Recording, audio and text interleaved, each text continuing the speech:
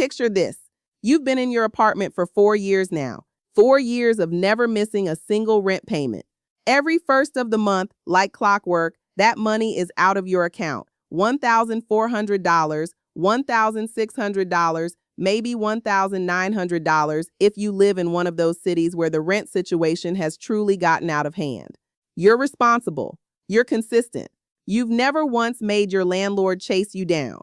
You've paid somewhere between $67,000 and $91,000 over those 4 years without a single late notice, not one collection call, not one word of complaint.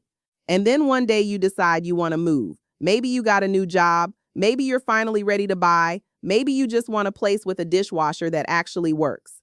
You sit down and start the application process. And that's when you get hit with a reality that honestly should be criminal. None of it counted. None of those payments, not $1 of your perfect rental history, was automatically working to build your credit or your wealth. The system gladly took your money every single month and gave you absolutely nothing in return. My name is Felicia, and I built this channel to tell you the truth about money, the parts the financial industry leaves out, the parts that keep women broke and dependent while everyone else quietly builds wealth.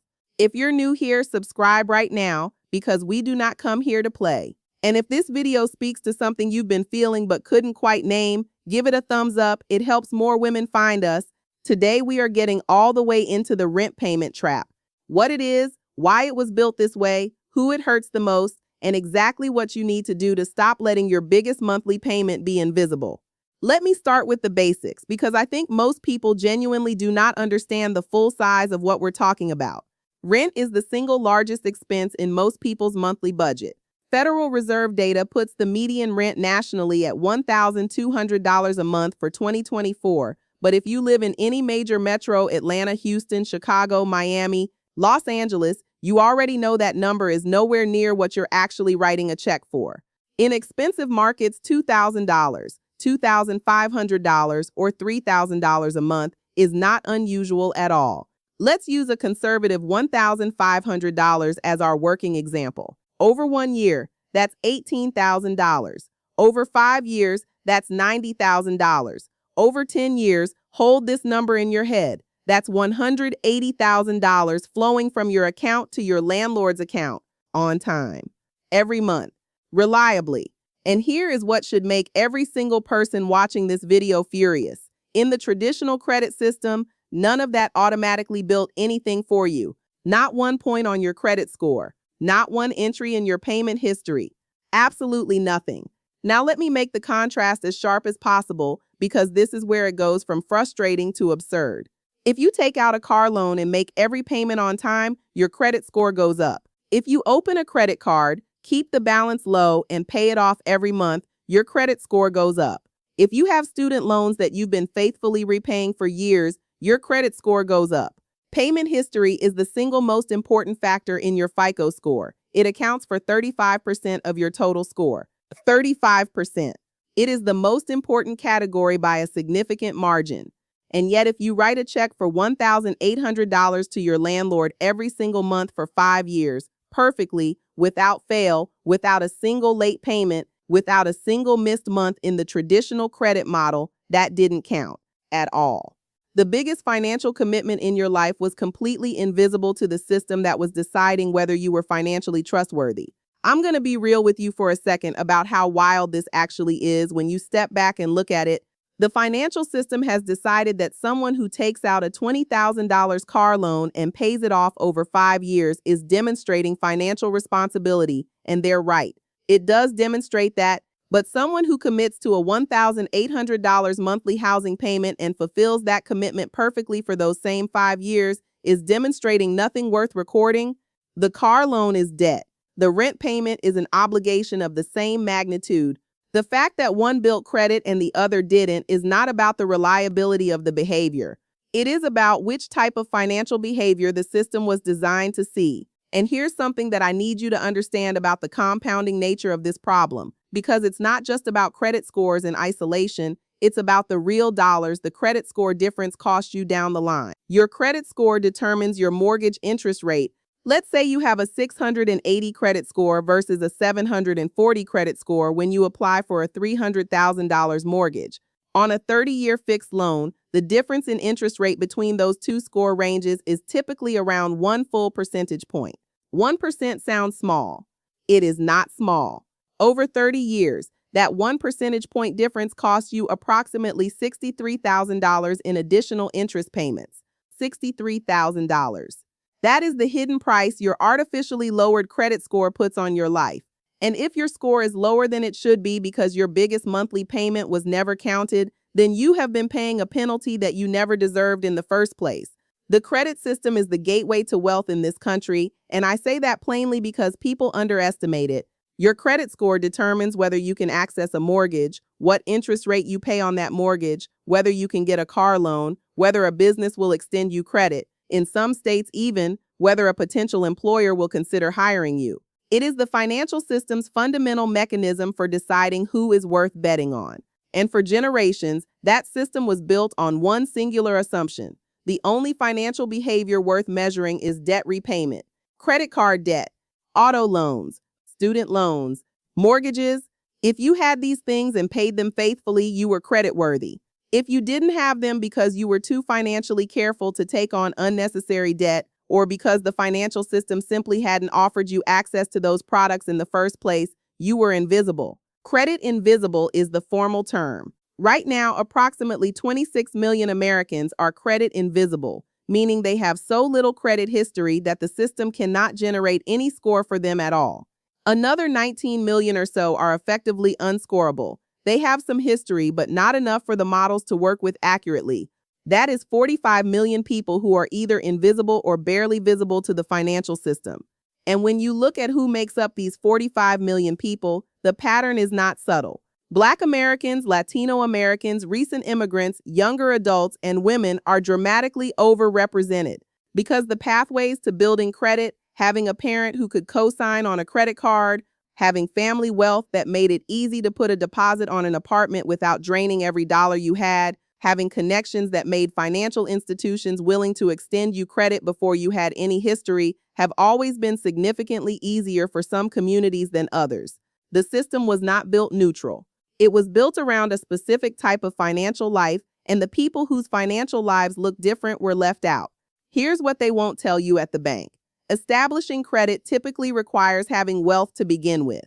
You need money for a security deposit to get an apartment, which helps you build rental history that then doesn't count. You need a co-signer with good credit to get a starter credit card, which means you need family members who already have credit. The system requires wealth to enter the system that then helps you build more wealth. It is self-perpetuating by design. The Urban Institute said it plainly in their research. The credit system often requires wealth to create wealth.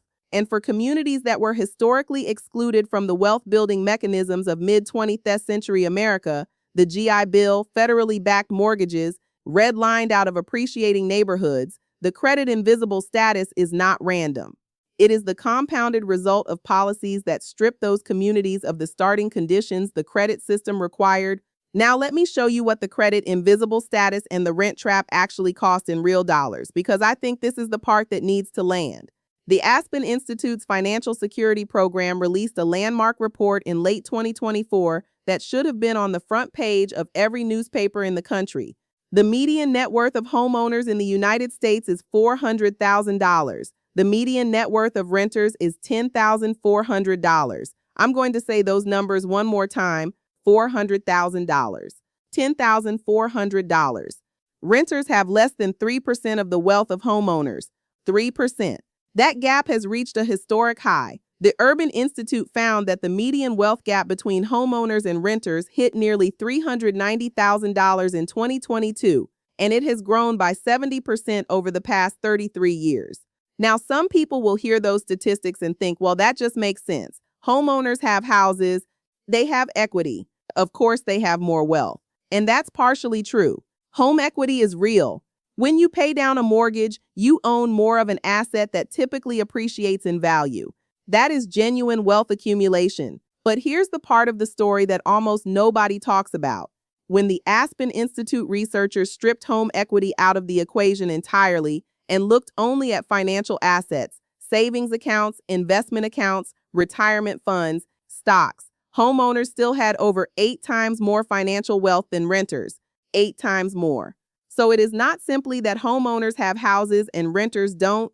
What's actually happening is that home ownership gives people access to an entire ecosystem of wealth building, better credit that leads to lower borrowing costs, more financial stability that allows them to invest, and a forced savings mechanism that builds equity over time while freeing up mental and emotional bandwidth to think about other financial decisions. Between 2019 and 2022, the Urban Institute tracked what happened to the financial wealth of both groups, not home equity, but savings and investments. Homeowners' median financial wealth grew from $60,000 to $85,000. That's a $25,000 increase in 3 years. Renters' median financial wealth over that same period, it stayed essentially flat at around $960, not $9,600, $960.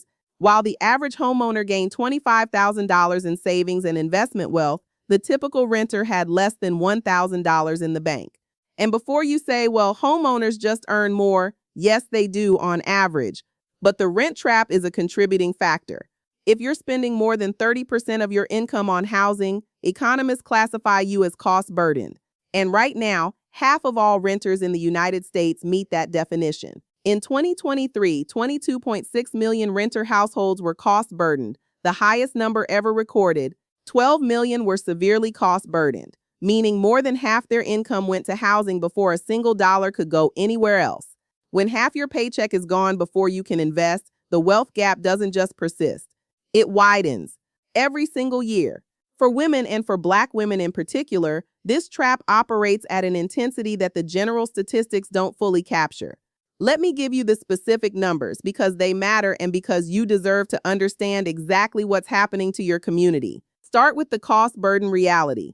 According to the National Women's Law Center's ongoing analysis of American Community Survey data, nearly half of single mothers who identify as Black, Native, Asian American, Pacific Islander, or Latina are severely rent burdened, meaning more than 50% of their income goes to housing costs before a dollar can go to groceries, childcare, transportation, healthcare, or savings.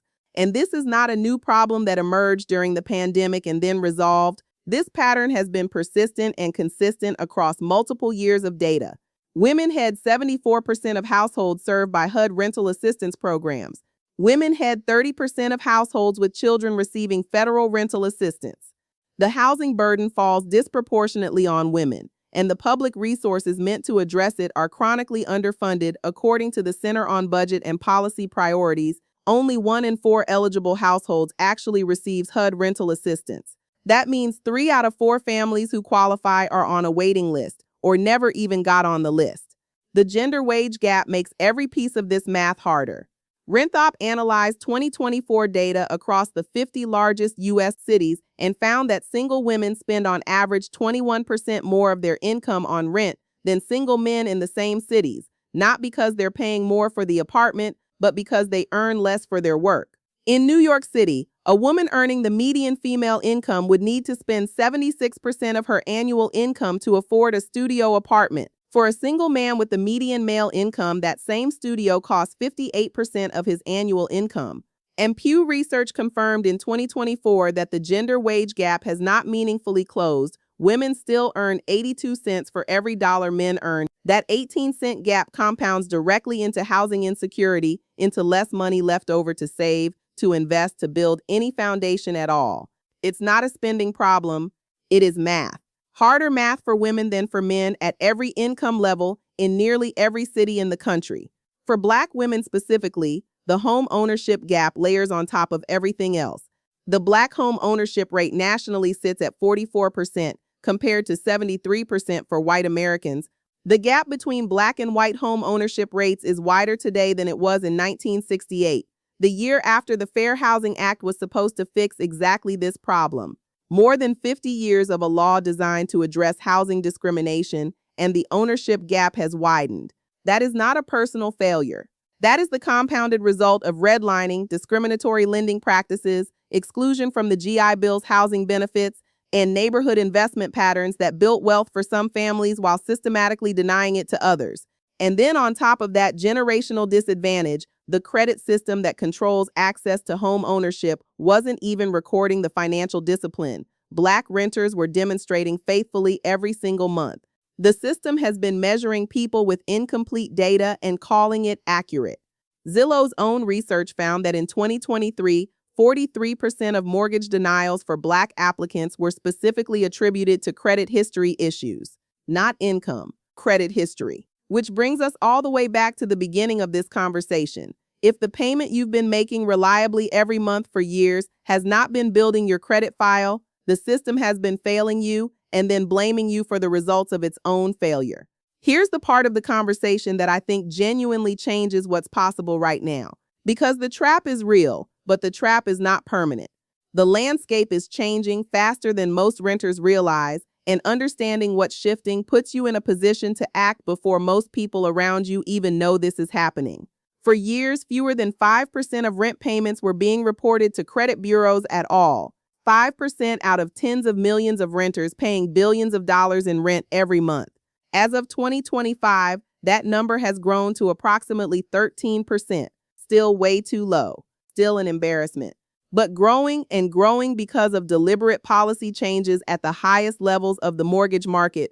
Fannie Mae and Freddie Mac, the two institutions that back the majority of mortgages originated in the United States, have started accepting loans scored using models that include rental payment history, specifically Vantage Score 4.0. The FHA, as of March 2023, began requiring mortgage lenders to check for positive rental payment history in their underwriting process. By September 2024, the FHA had already accepted thousands of applications where rental payment data directly influenced the approval decision. These are not small adjustments at the margins. These are changes to the foundational infrastructure of the mortgage market. What does this mean practically? A renter with no credit score at all, who gets their rent payments reported, can go from credit invisible to a 661 credit score in 6 months, according to TransUnion research. The Credit Builders Alliance ran a pilot program where 97% of participating renters said rent reporting was an effective credit building tool. Experience analysis found that 75% of renters who added their rental payments saw a score increase of at least 11 points. Services reporting to all 3 major bureaus show even more dramatic results. Some users are reporting gains of 80, 100, or even 150 points over the first year. And unlike most credit building strategies which require you to take on new debt, rent reporting asks you to do exactly one thing: get credit for what you are already doing. You're already paying. All we're doing is making it count. So let's get specific, because knowing the problem is not the same as fixing it, and I am not here to leave you with a diagnosis and no prescription. Here are the exact steps you need to take, starting this week. Step 1, contact your landlord or property management office right now and ask them whether they partner with a rent reporting service. Large property management companies are increasingly using services like Isusu, RentTrack, and TurboTenant as standard practice, partly because it gives tenants an incentive to pay on time. If your building is already enrolled, you may simply need to opt in, and it might cost you nothing at all. If your landlord doesn't report, and most still don't, pick one of these options based on your situation. Experian Boost is completely free. You connect your bank account, and it pulls in eligible rent payments along with utility bills, phone payments, and certain streaming service payments directly into your Experian credit file. The average user sees a 13-point increase, but it is the lowest friction option available, and there is genuinely no reason not to sign up today if you haven't already. All it costs you is the 10 minutes it takes to set it up. Zillow, through a partnership with Isusu, launched a universal rent reporting program in late 2025 that allows any renter to have their payments reported to Experian and Equifax for just $20 a year, regardless of whether you pay rent through Zillow. $20 a year. Let that number sit next to the $18,000 a year you're paying in rent. The cost of getting credit for that payment is literally $20. Boom charges $3 a month and reports to all 3 bureaus, Experian, Equifax, and TransUnion, with positive-only reporting, meaning if you miss a month for any reason, it doesn't show up negatively on your file. That protection matters and is worth understanding when you compare services. Self offers a free basic rent reporting plan. Rent reporters and similar services can go back and report up to 24 months of previous on-time payments, which can give you an immediate, substantial boost if you have years of good history sitting unrecorded. Y'all, I want you to hear what I'm actually saying about that backdating option.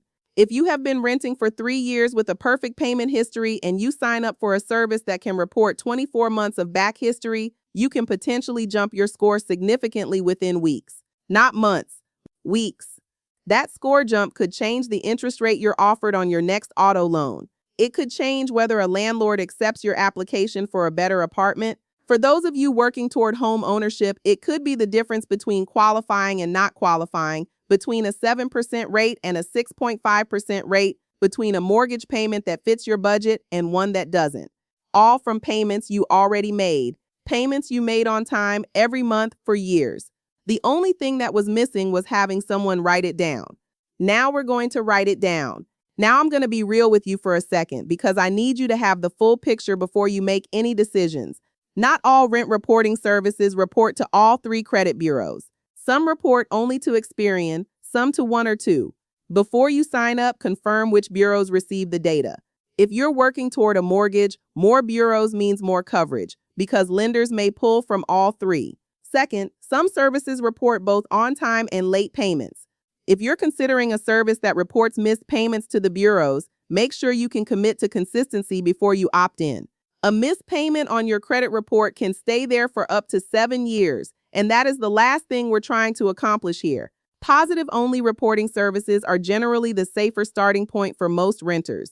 Third nuance. If you already have a strong credit history with multiple long-standing accounts, adding a new rent trade line could temporarily lower your average account age, causing a small temporary dip in your score. The positive payment history usually outweighs this fairly quickly, but if you are planning to apply for a mortgage or a major loan in the next 60 to 90 days, the timing matters. Hold off if you're in that window. And finally, if a service offers a projected score change before you opt in, take advantage of that feature. Making an informed decision about your own credit is exactly the kind of financial agency we're building here. Here's the bigger picture I want you to hold on to when this video is over. The rent payment trap is not just a quirk in how credit bureaus collect data. It is a window into how the financial system was designed and who it was designed for. A system that tracked the financial behavior of people who had access to mortgages and credit cards while completely ignoring the disciplined, consistent behavior of millions of people renting faithfully, paying every month, keeping their end of every agreement while the system kept them invisible. That invisibility has a cost that compounds for decades. It shows up in denied mortgage applications, in interest rates that are higher than they should be, in retirement accounts that never grew as large as they could have, in a wealth gap that keeps widening while people wonder what they're doing wrong. You are not doing anything wrong. You have been doing everything right. The system just hasn't been writing it down. And I want to say one more thing before we close because I think this matters. The people who have suffered most from the rent payment trap are not the people who needed the toughest love about financial discipline. They are the people who have been the most financially disciplined, paying the most demanding bill in their budget, month after month, year after year, in a housing market that has become more expensive faster than wages have risen. The trap was never about behavior. It was about what got measured and what didn't. That is changing, and we are going to be ahead of it. Find out if your landlord reports. If they don't, pick a service and sign up this week. If you have 2 years of clean rental history sitting unrecorded, get it reported. Tell someone who doesn't know this exists. The financial system has been leaving your money on the table for decades. It is time to pick it up. If this video gave you something real today, hit that like button. It is the single best way to help more women find this content. Subscribe if you haven't already. Every week we come here and do exactly this. Pull back the curtain on the parts of the financial system that nobody handed us a guide to. Your rent payments have been working for your landlord for long enough. Let's make them work for you.